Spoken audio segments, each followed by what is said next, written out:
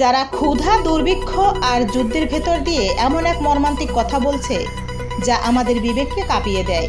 তারা বলছে আমরা মরতে চাই যাতে স্বর্গে গিয়ে অন্তত খাবার পাই।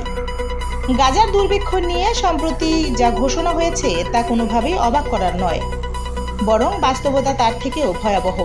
এমনটাই জানিয়েছে আন্তর্জাতিক সংস্থা সেভ দ্য চিলড্রেনের senior media manager Saima Al Waidi. Saima সরাসরি গাজায় ছিলেন রমজান মাসে। 2 মার্চের সময় তিনি বলেন, হঠাৎ করে একদিন পুরো ত্রাণ প্রবাহ বন্ধ হয়ে গেল। বাজারে একসময় সামান্য লেটুস পাতা পাওয়া গিয়েছিল। মানুষ খুশি হয়েছিল, যেন এটা ঈদের আনন্দের মতো। সবাই আলোচনা করেছিল ইফতারের সময় কেমন সালাদ বানানো যাবে। কিন্তু কয়েকদিনের মধ্যেই সব বদলে যায়। প্রথমে প্রোটিন আর মাংসের সরবরাহ শেষ হয়ে যায়, আর কিছুদিন পরই পাওয়া যায় না কোনো তাজা ফল কিংবা সবজি। মাত্র 1 মাসের মাথায় শেষ হয়ে যায় আটা ও ময়দা। যেটুকু পাওয়া যাচ্ছিল তা ছিল স্বাভাবিক দামের 3 গুণ বেশি। এই পরিস্থিতিতে মানুষ বাধ্য হয়ে ঘাস খেতে, গাছের পাতা খেতে শুরু করে। আর তখনই সবচেয়ে ভয়ঙ্কর দৃশ্য সামনে আসে। শিশুরা সরল কণ্ঠে বলে ওঠে, আমরা মরতে চাই, কারণ মৃত্যু হলে হয়তো জান্নাতে অন্তত খাবার পাবো। এ যেন এক অমানবিক বাস্তবতা, যেখানে শিশুদের আশা এখন মৃত্যুর ভেতর।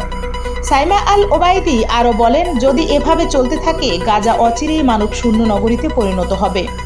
তিনি স্পষ্ট দাবি করেছেন, এর দায় শুধু হামাস বা ইসরায়েলের নয়, দায়ী সেই সব রাষ্ট্র যারা নীরবে এই হত্যাযজ্ঞ দেখছে, চুপ করে থেকেছে, প্রতিবাদ করেনি।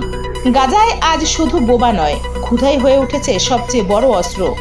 আর সেই অস্ত্রের শিকার হয়ে নিরীহ শিশুরা, যাদের কাছে পৃথিবীর কাছে কোনো খাবার নেই, শুধু ক্ষুধার্ত মৃত্যু আর স্বর্গের আশায় চোখ ভিজে আছে।